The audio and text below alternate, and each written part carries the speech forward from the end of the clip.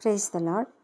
ఈ ఉదయకాలము మీకు అందరికీ కూడా ప్రభువైన యేసుక్రీస్తు నామంలో శుభములు తెలియజేస్తూ ఉన్నాను. మనమందరము ఈ విధంగా వాక్యం ధ్యానించుకోవడానికి దేవుడు మనకిచ్చిన కృపను బట్టి దేవునికి వందనములు చెల్లిద్దాం.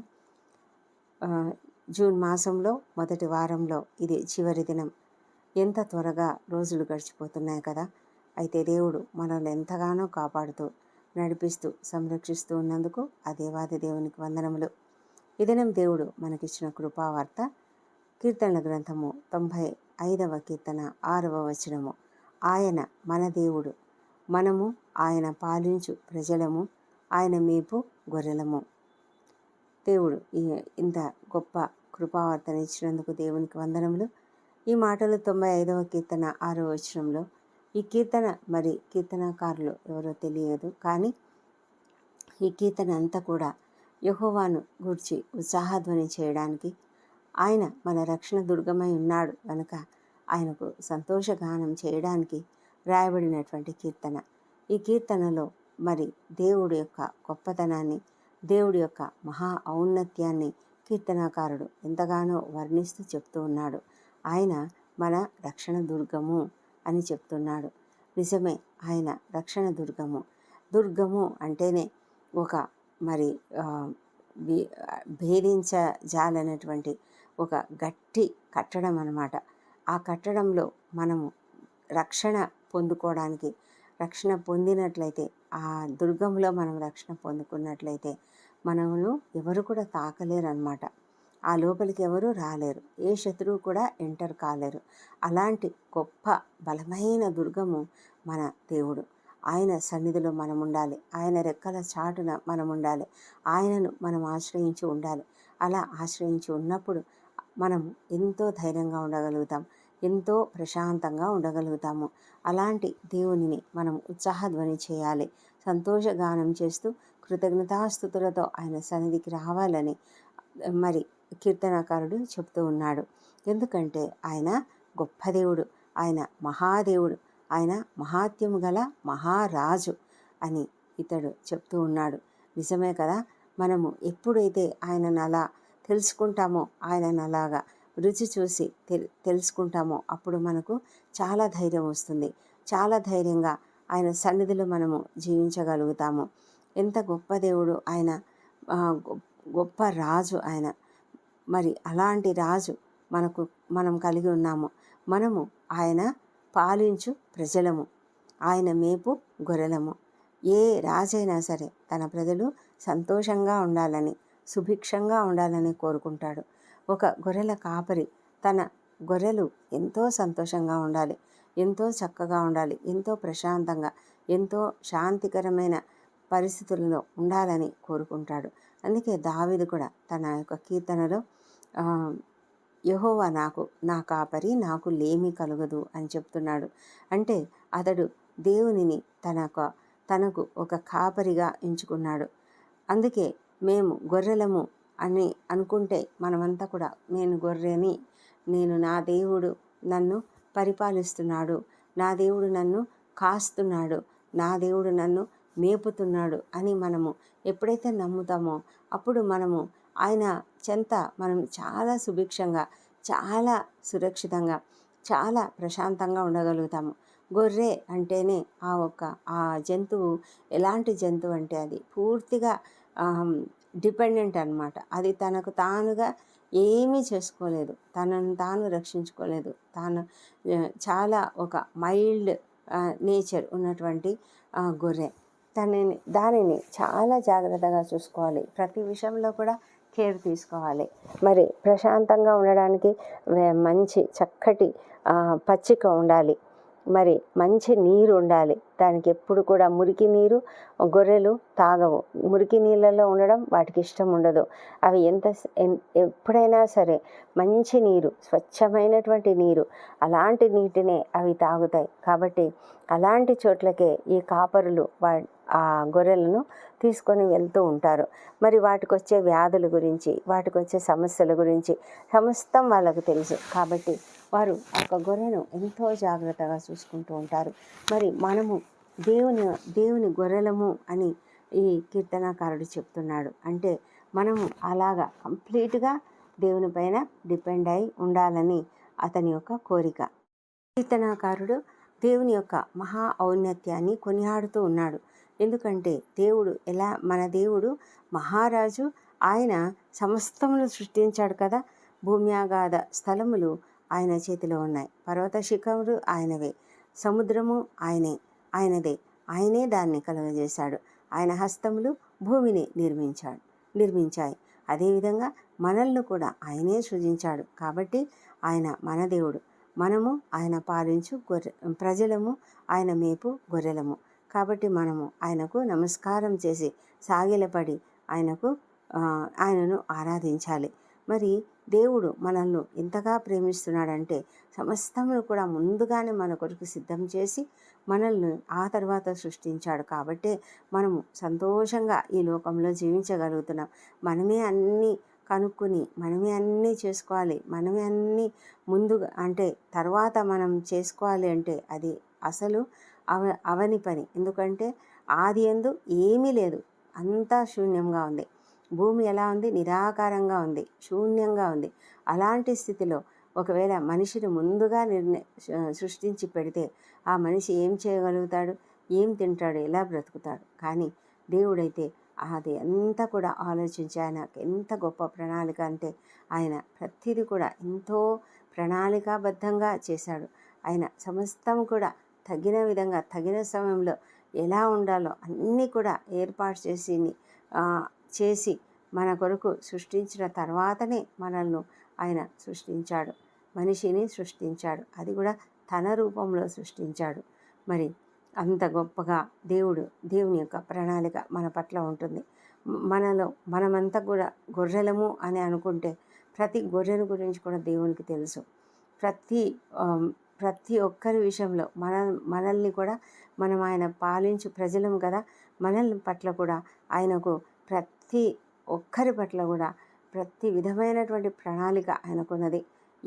ఏ విధంగా ప్రతి మనిషి కూడా ఎప్పుడు జన్మించాలి, ఎప్పుడు మరణించాలి, ఆ మధ్యకాలంలో ఏమేం చేయాలి అన్నీ కూడా ఆయన చిత్తంలో ఆయన ముందుగానే రాసి ఉంచాడు. కాబట్టి మనం ఎప్పుడు కూడా భయపడవలసిన అవసరం లేదు. ఆయన మనల్ని చూసుకుంటున్నాడు. ఆయన మనల్ని పాలించే దేవుడు, ఆయన మహారాజు. ఆయన పైన మనం ఆధారపడినప్పుడు మనం తప్పకుండా సంతోషంగా ఉండగలుగుతాం. అయితే మనకు కావాల్సిందల్లా ఆయన పట్ల విశ్వాసము కలిగి ఉండాలి. అంతేకాదు ఆయన మనల్ని క్షమించే దేవుడై ఉంటున్నాడు. మన పాపములన్నిటిని కూడా క్షమిస్తాడు ఆయన. మన పాపములను తూర్పు నుంచి పడమరకు ఎంత దూరమో అంత దూరపరిచినటువంటి దేవుడు ఆయన. మన పాపములు ఎప్పుడు కూడా ఆయన జ్ఞాపకం చేసుకోడు. మన పాపములకు ప్రతీకారం ఆయన చేయడు. అయితే ఆయన మనల్ని క్షమించే దేవుడై ఉంటున్నాడు. మరి క్షమించే హృదయం మరి మనకున్నదా? ఆయన మనల్ని ఏ విధంగా క్షమిస్తున్నాడో మనం కూడా ఇతరులను అదే విధంగా క్షమించాలి. అందుకే దేవుడు అంటున్నాడు, ముందు మీరు ఇతరులను క్షమించండి, అప్పుడు నేను మిమ్మల్ని క్షమిస్తాను. ఎందుకంటే మనుషులు ఇతరుల అపరాధములను క్షమించకపోతే దేవుడు కూడా మన అపరాధములను క్షమించడంట. అందుకే మనం కూడా ఎంతో జాగ్రత్తగా ఉండాలి. మన మనసులో, మన హృదయంలో ఎలాంటి కోపము, ద్వేషము అవన్నీ కూడా ఉంచుకోకుండా మనము ప్రశాంతమైన హృదయం కలిగి ఉండాలి. ఇతరులు అపరాధములు మన పట్ల చేసినప్పుడు మనం వారిని క్షమించి అవన్నీ కూడా మర్చిపోవాలి.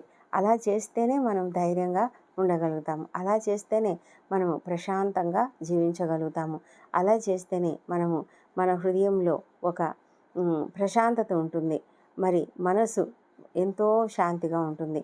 కాబట్టి మనము ఎంతో చక్కటి నిద్రను పొందగలుగుతాము, సంతోషంగా ఉండగలుగుతాము.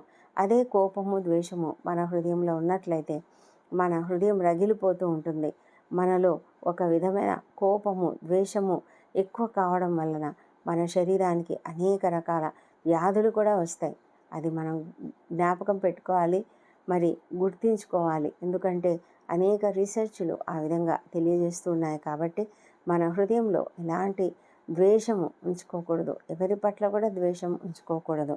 అందుకే ఏమంటున్నాడంటే, మీరు అరణ్యంలో చాలా కఠినపరుచుకున్నారు, మీ హృదయాలను చాలా కఠినపరుచుకున్నారు, మరి చాలా నన్ను పరీక్షించారు, నా పట్ల చాలా అవిధేయత చూపించి నా గురించి సణుగుకొని గొణిగి చాలా భయంకరంగా ప్రవర్తించారు.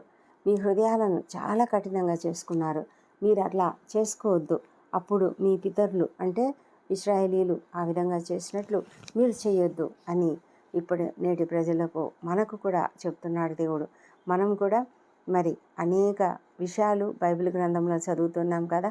పాత నిబంధనలో ఉన్నటువంటి ఆ విషయాలన్నీ ఎందుకు రాయబడ్డాయంట అంటే మనకందరికీ కూడా జ్ఞానము కలిగించడానికే అవి రాయబడ్డాయి. అంటే అప్పుడు జరిగినటువంటి ఆ విషయాలను బట్టి మనము కొన్ని లెసన్స్ నేర్చుకోవాలి, కొన్ని పాఠాలు నేర్చుకోవాలి, ఆ విధంగా నడుచుకోవాలి. కాబట్టి అందుకే అవన్నీ కూడా రాయబడ్డాయి. అవన్నీ మనకు బుద్ధి రావడానికి దేవుడు రాయించాడంట. పరిశుద్ధాత్ముని ద్వారా అవన్నీ కూడా రాయించబడ్డాయి. అయితే మనము కఠినమైన హృదయం కలిగి దారి తప్పిపోయే రీతిలో మనం ఎప్పుడు కూడా ఉండొద్దు. ఆ కాలంలో ఇశ్రాయేలీయులు చేసిన తప్పిదాలను బట్టి దేవుడైతే ఎంతగానో వారి అవిధేయతను బట్టి వారిని శిక్షించాడు. ఈనాడు కూడా మనము అవిధేయత చూపించడం జరిగితే ఒకవేళ మనకు కూడా అలాంటి శిక్షలు కఠినమైనటువంటి తీర్పులు ఉంటాయేమో మనకు తెలియదు. కానీ మరి మనమైతే చాలా జాగ్రత్తగా ఉండాలి.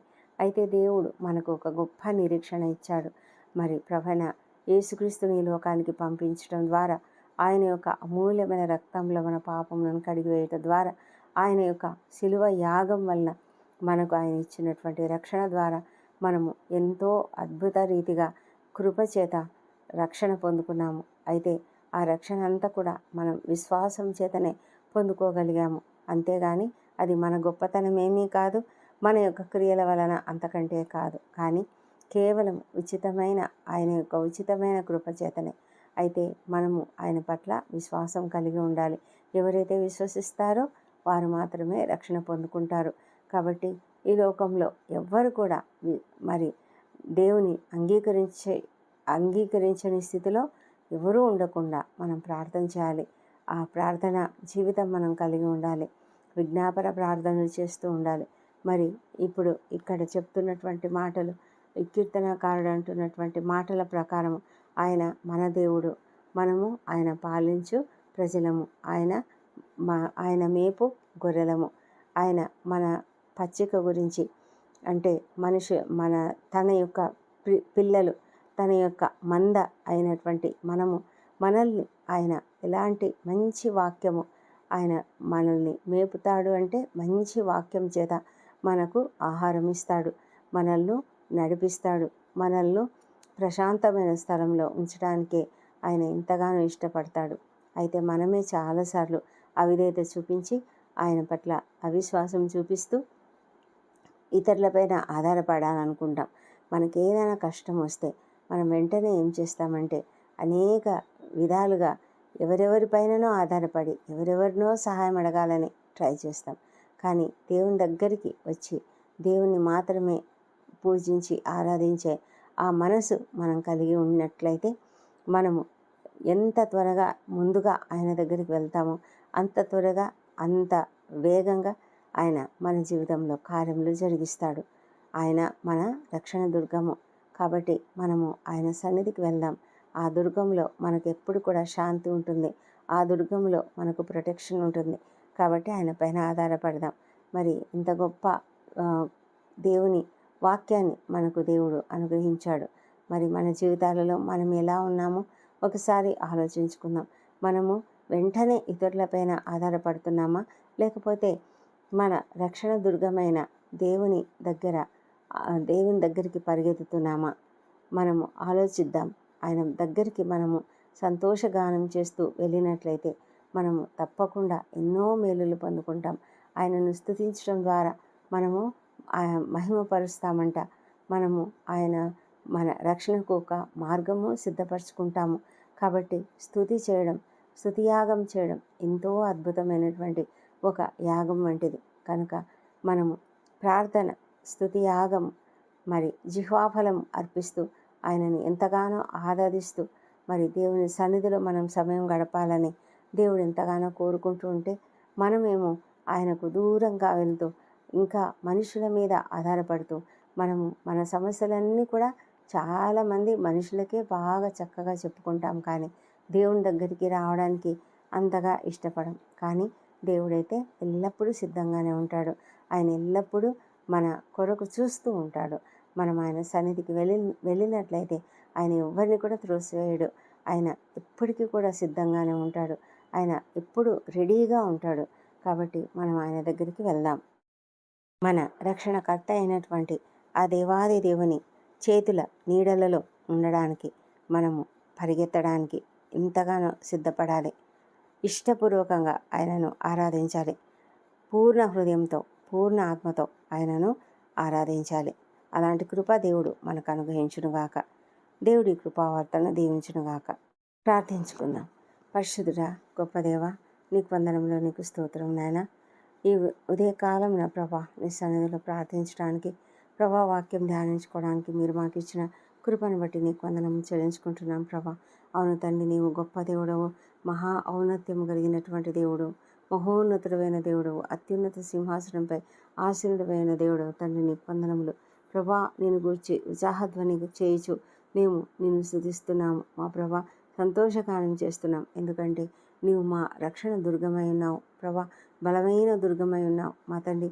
నీ రక్షణ దుర్గంలో మేము రక్షణ పొందుకొని మేము ప్రశాంతంగా నీ జీవితంలో, నీ సన్నిధిలో, నీ రెక్కల నీడన నివసించడానికి మాకు సహాయం చేయమని ప్రార్థిస్తున్నాం ప్రభా. తండ్రి, పూర్తిగా నీపైన ఆధారపడడానికి మీరే కృప చూపించమని వేడుకొంచున్నాం దేవా. మా తండ్రి దేవా, మీరు ఎంతో గొప్ప దేవుడు, అద్భుతకరుడు, ఆశ్చర్యకరుడు మా తండ్రి. నీ సన్నిధిలో మరొక మారు మేము నిన్ను ఎంతగానో స్తుతిస్తూ వేడుకుంటున్నాము. ఈ దినమంతా మాకు తోడుగా ఉండమని ప్రార్థిస్తున్నాము. మా పనులలో మాకు తోడైనండి. మా ప్రయాణాలలో క్షేమమును, భద్రతను అనుగ్రహించండి మా ప్రభా. ఉద్యోగ జీవితంలో మీరు తోడుగా ఉండమని ప్రార్థిస్తున్నాం. నీకు మహిమకరంగా మా జీవితాలు ఉండాలి దేవా ప్రభా. మా తండ్రి, మేము ఇతరులను క్షమించేవారుగా ఉండడానికి సహాయం చేయండి ప్రభా. ఎవరి పట్ల కూడా ద్వేషభావం కలిగి ఉండకుండా మమ్మల్ని కాపాడండి. అవును తండ్రి, మేము గొర్రెలముగా ఉన్నామని మమ్మల్ని మేము తగ్గించుకొని గొర్రెలుగా మమ్మల్ని మేము నీ చేతులకు అప్పగించుకునేలాగా సహాయం చేయండి. ఒక గొర్రె ఏ విధంగా అయితే కాపరి స్వరం వింటుందో ఆ విధంగా మేము కూడా నీ యొక్క స్వరం వినే కృపను దయచేయమని ప్రార్థిస్తున్నాము.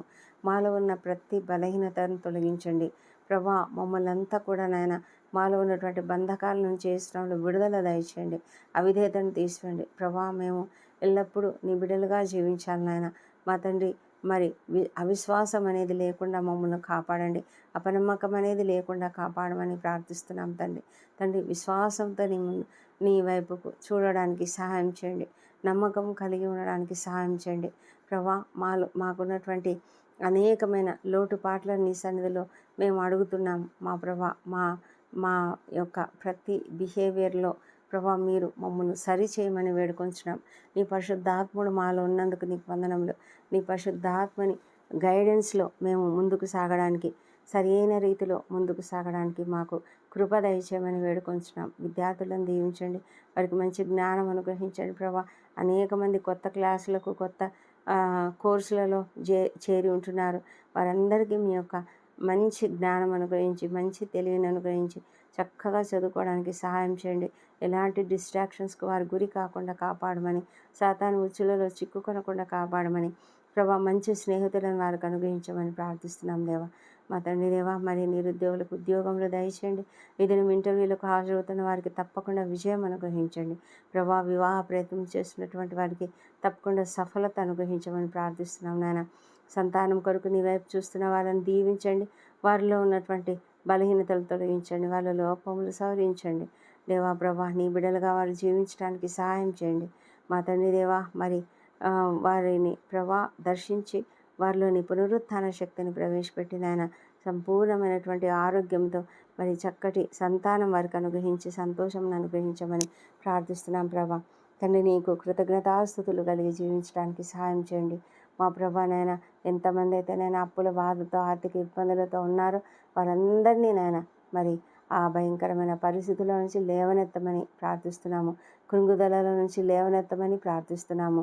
ఎంతమంది కోర్టు సమస్యలతో, ల్యాండ్ సమస్యలతో, అన్యాయం అక్రమాలకు గురైనటువంటి వారు, తన దుఃఖానికి మరి ఎంతగానో లోనవుతున్నటువంటి వారు ఉన్నారు. మా ప్రభా వారిని అందరినీ కూడా లేవనెత్తండి. మీరు న్యాయకర్త అయి ఉన్నారు. ప్రతి ఒక్కరికి న్యాయం తీర్చే దేవుడు మీరే ప్రభా. మా తండ్రి రక్షణ దుర్గమై ఉన్నారు. వారు నీ దుర్గంలో ఉంటుండగా నాయన వారికి మీ రక్షణ, మీ యొక్క ప్రొటెక్షన్ దయచేయమని ప్రార్థిస్తున్నాం తండ్రి. మీరు వారి పక్షంగా వ్యాజ్యమాడమని ప్రార్థిస్తున్నాం. మీరు వారి పక్షంగా యుద్ధం చేయమని ప్రార్థిస్తున్నాం తండ్రి. మా తండ్రి దేవ, అనారోగ్యంతో బాధపడుతున్న ప్రతి ఒక్కరిని స్వస్థపరచండి దేవా ప్రభా. మరి హాస్పిటల్స్లో క్రిటికల్ కండిషన్స్లో ఉన్నటువంటి వాళ్ళను ఒక్కొక్కరినైనా తాకండి ప్రభా. ప్రతి ఒక్కరిని ముట్టి స్వస్థపరచమని ప్రార్థిస్తున్నాం. ఎందుకంటే నీవు స్వస్థపరిచే దేవుడు నాయన. మా ప్రభా తండ్రి యెహోవా రాఫా, మీరు స్వస్థపరిచే దేవుడు మా తండ్రి. ప్రతి ఒక్కరిని కూడా స్వస్థపరచమని వేడుకొంచున్నాం. ప్రతి ఒక్కరిలో ఉన్నటువంటి ప్రతి బలహీనత యేసు నామములో తొలగిపోనుగాక ప్రభా. పనిచేయని కిడ్నీలు యేసు నామములో పని చేయనుగాక మా తండ్రి దేవా. మరి బలహీనమైన కండరాలు బలపడునుగాక, బలహీనమైన నరములు బలపడునుగాక మా తండ్రి దేవా. ప్రతి విధమైన క్లాట్స్, బ్లడ్ క్లాట్స్ యేసు నామములో డిసాల్వ్ అయిపోనుగాక తండ్రి ప్రభా. ఎలాంటి ఇబ్బంది కలగకుండా శరీరానికి మరి ఇతర ఆర్గన్స్కు ఎలాంటి ఇబ్బంది కలగకుండా మా ప్రభా. మరి ప్రతి బ్లడ్ క్లాట్ కూడా కరిగిపోనుగాక యేసు నామములో మా తండ్రి దేవ. నీకు స్తోత్రం నాయన. మా తండ్రి సంపూర్ణమైన స్వస్థత ప్రతి ఒక్కరికి దయచేయమని ప్రార్థిస్తున్నాం తండ్రి. తండ్రి నీ బిడ్డలు ప్రభా ఎంత మాత్రము ఆ భయంకరమైన వేదనకు గురి కాకుండా ప్రతి ఒక్కరిని కూడా మీ కాపుదలలో సంరక్షించి క్షేమంగా నడిపించమని ప్రార్థిస్తున్నాం ప్రభా. ప్రతి ఒక్కరు స్వస్థత పొందుకొని క్షేమంగా ఇంటికి వచ్చి సంతోషంగా నీకు కృతజ్ఞతాస్తుతులు చెల్లించే భాగ్యం దయచేయండి ప్రభా. మీరు స్వస్థపరిచినందుకు వందనములు మా తండ్రి దేవ. ప్రతి ఒక్కరిని బాగు చేసినందుకు నీకు వందనములు మా తండ్రి. ఎలాంటి రిస్క్ లేకుండా ప్రతి ఒక్కరిని కాపాడుతున్నందుకు నీకు వందనాలు ప్రభా. మా తండ్రి దేవ. ఇంకా ఎన్ని భయంకరమైన వ్యాధులు, అనేక రకాల వ్యాధులతో బాధపడుతున్న ప్రతి ఒక్కరిని స్వస్థపరచండి. క్యాన్సర్ వ్యాధితో బాధపడుతున్న వారికి యేసు నామములో స్వస్థత కలుగునుగాక. ప్రతి క్యాన్సర్ కణము కూడా నాయన కాలిపోవునుగాక దేవా ప్రభా. ప్రతి ఒక్క ఏ ఆర్గన్కి అయితే ప్రభా ఆ క్యాన్సర్ సోకిందో ప్రభా కంప్లీట్గా స్వస్థపడునుగాక మా ప్రభా. నాయన నీకు వందనం చెల్లించుకుంటున్నాము మా తండ్రి దేవా. ప్రతి విధమైన మైగ్రేన్ తలనొప్పులు, స్పాండిలైటిస్ వల్ల వస్తున్న తలనొప్పులు తీసివేయండి నాయన. స్వస్థత దయచేయండి. మెడ నొప్పులు తండ్రి, భుజాలలో ఉన్నటువంటి నొప్పులు అన్నీ కూడా తొలగించమని ప్రార్థిస్తున్నాం తండ్రి. నరాల వ్యాధులను తీసివేయండి తండ్రి ప్రభా. సయాటికా పెయిన్ తీసివేయండి మా తండ్రి దేవా. మరి థైరాయిడ్ ప్రాబ్లమ్స్, మరి ఇంటెస్టైన్స్లో ఉన్న problems, liver problems, liver cirrhosis, liver fatty liver సమస్యలన్నీ కూడా తొలగించమని ప్రార్థిస్తున్నాం. సీజనల్గా వస్తున్న అనేకమైనటువంటి వ్యాధుల నుంచి యేసు నామములో మాకందరికీ ప్రొటెక్షన్ దయచేయమని ప్రార్థిస్తున్నాం. నీ రక్తపు కంచె మా చుట్టూ వేయమని ప్రభా. ఏ వైరస్, ఏ బ్యాక్టీరియా మమ్మల్ని తాకకుండా మీరు కాపాడమని, ఏ తెగులు మీ గుడారమును సమీపించదని మీరు సెలవిచ్చినారు కదా నాయన. మా శరీరం అనే ఈ గుడారమును ఏ వ్యాధి కూడా సోకకుండా మీరు కాపాడమని వేడుకొంచున్నాం తండ్రి దేవా. మీరు ఇచ్చిన ప్రతి వాగ్దానం ఎత్తిపట్టుకుంటున్నాం తండ్రి దేవా. నీకే స్తోత్రములు నాయన. మరి గర్భిణీ స్త్రీలను ఆశీర్వదించండి, వారికి సుఖమైన ప్రసవం అనుగ్రహించండి ప్రభా. నాయన ప్రతి ఒక్కరిని ప్రభా, ప్రతి ఒక్కరికి మీ యొక్క ఆదరణ దయచేయమని, ఎలాంటి కాంప్లికేషన్స్ లేకుండా ఆరోగ్యకరమైన శిశువుని వారికి అనుగ్రహించమని ప్రార్థిస్తున్నాం నాయన. ప్రతి కుటుంబంలో శాంతిని, సమాధానమును కుమ్మరించండి దేవా ప్రభా. ఎక్కడ కూడా మనస్పర్ధలు అనేటివి లేకుండా కాపాడమని వేడుకొంచున్నాము మా తండ్రి. ప్రపంచమంతటా కూడా శాంతిని, సమాధానమును అనుగ్రహించండి మా తండ్రి. ఇజ్రాయెల్ దేశమును దీవించండి ప్రభా. యెరూషలేమును దీవించి వారి నగరులలో క్షేమము, వారి ప్రాకారములలో నెమ్మదిని దయచేయమని ప్రార్థిస్తున్నాం నాయన మా తండ్రి దేవ. మరి మా దేశంను దీవించండి. మా దేశంలో జరుగుతున్న అకృత్యాలు, చాలా భయంకరమైన అక్రమాలు ప్రభా జరుగుతున్నాయి నాయన. అన్యాయాలు జరుగుతున్నాయి తండ్రి ప్రభా. మరి అనేక మంది హింసించబడుతున్నారు మరి ప్రభా. మరి అణచివేతకు గురవుతున్నారు దేవా. అన్యాయాలకు గురవుతున్నారు నాయన. దయ ఉంచండి నాయన ప్రభా. మీరు చూస్తున్న దేవుడు మా తండ్రి ప్రభా. ప్రతి ఒక్కరిని రక్షించే దేవుడు అంటున్నారు దేవా. నీ పైన ఆధారపడి ఉన్నాము మా తండ్రి. మీ యొక్క పరిశుద్ధాత్మను మా దేశంపై కుమ్మరించమని ప్రార్థిస్తున్నాం. ప్రతి ఒక్కరిని తెలుసుకునే కృపను దయచేయమని ప్రార్థిస్తున్నాం నాయన. అధికారులకు, ఉద్యోగులకు, పరిపాలకులకు మరి మంచి జ్ఞానం అనుగ్రహించి వారు సరైనటువంటి నిర్ణయాలు తీసుకునేలాగా సహాయం చేయమని వేడుకొంచున్నాం. సరిహద్దులలో ఉద్రిక్తతను తొలగించి ప్రభా శాంతిని అనుగ్రహించమని ప్రార్థిస్తున్నాం నాయన మా ప్రభాదేవ. ఎంతమంది ఈ ప్రార్థనలు ఏకీభవిస్తున్నారో వారందరినీ దీవించి, ఎవరికి ఎలాంటి సమస్యలు ఉన్నాయో అవన్నీ కూడా తొలగించమని ప్రార్థిస్తున్నాము. తండ్రి దేవా, మీరు హృదయ రహస్యములు ఎరిగినటువంటి దేవుడు.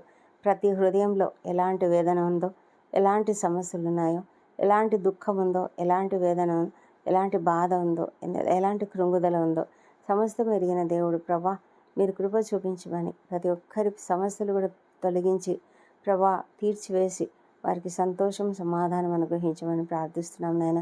మా ప్రభా దేవా, గొప్ప దేవుడు తండ్రి, మీరు సమస్తం చేయగలిగిన సమర్థులైన దేవుడు మా తండ్రి. నీ పైన ఆధారపడి ఉన్నాము, సహాయం చేయండి మా తండ్రి దేవా.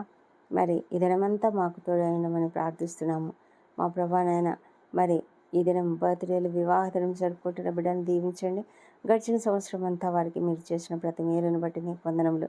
రాబోయే సంవత్సరంలో ఇంకానూ అధికమైన మేలులను వారికి అనుగ్రహించమని ప్రార్థిస్తున్నాం ప్రభా. నీ సన్నిధి కాంతి వారిపైన ఉదయింపజేయమని వేడుకొంచున్నాం. నీ ముఖ కాంతిని వారిపైన ప్రకాశింపజేయమని నాయన ప్రభా. నీ కొరకు జీవించగలిగే కృపను దయచేయండి మా తండ్రి దేవా. మీరు ఎంతో అద్భుతకరుడు నాయన. వారి జీవితాలలో అద్భుత కార్యాలను చేసి వారికి ఏ కొరతలున్నా తీసివేయమని ప్రార్థిస్తున్నాం తండ్రి దేవా. మా ప్రార్థనలన్నీ మీ అంగీకరించి మరి మాకు జవాబిచ్చినందుకు నీకు వందనం చెల్లించుకుంటున్నాము. ఈ ప్రార్థనలన్నీ మా ప్రభువును మా ప్రియ రక్షకుడునైన యేసుక్రీస్తు అత్యున్నత శక్తిగల నామంలో అడిగి పొంది ఉన్నామని నమ్ముతూ నీకు స్తోత్రం చెల్లిస్తున్నాం తండ్రి. Amen, amen.